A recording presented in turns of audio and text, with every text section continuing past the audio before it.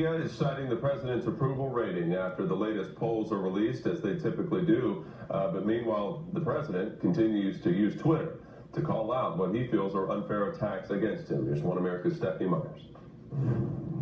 The reliability of political polls became a hot-button topic following the 2016 presidential election after a majority of the firms failed to correctly predict who will be elected.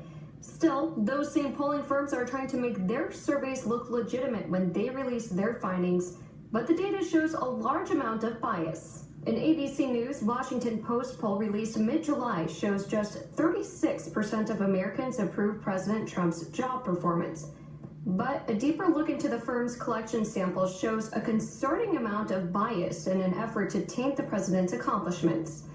To start, 35% of respondents identified themselves as Democrats, compared to just 23% of participants identifying themselves as Republicans.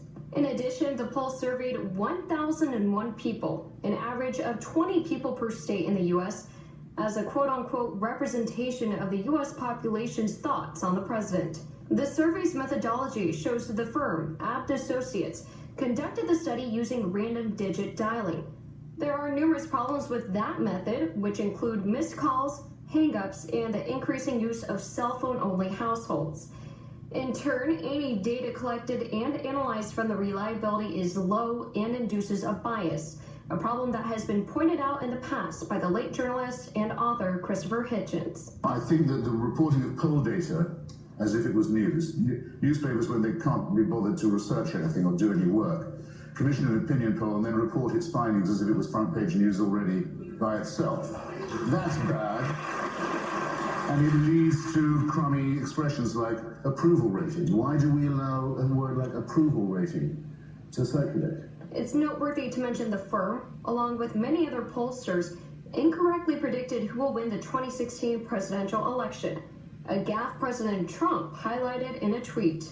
An even more eye-opening concern is Abt Associates board members include former Presidents Bill Clinton and Barack Obama, Planned Parenthood, World Bank, and Deloitte staffers.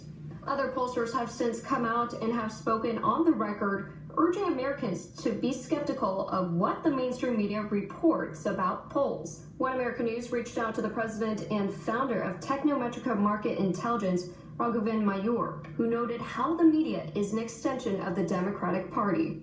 The media is always in denial about the fact that they have a Democratic bias. Okay, it's like an alcoholic refusing to believe that he has an alcohol problem. All these points only highlight then-candidate Trump's comments about how the polling system is rigged. When the polls are even, when they leave them alone and do them properly, I'm leading.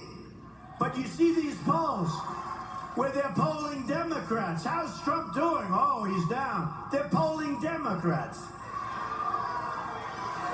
The system is corrupt and it's rigged and it's broken, and we're going to change it. Studies from the Pew Research Center and American Association for Public Opinion Research show certain polling techniques are not as reliable as they once were, especially given the increase in cell phone-only households, which are more likely to be young adults who identify with the Democratic Party.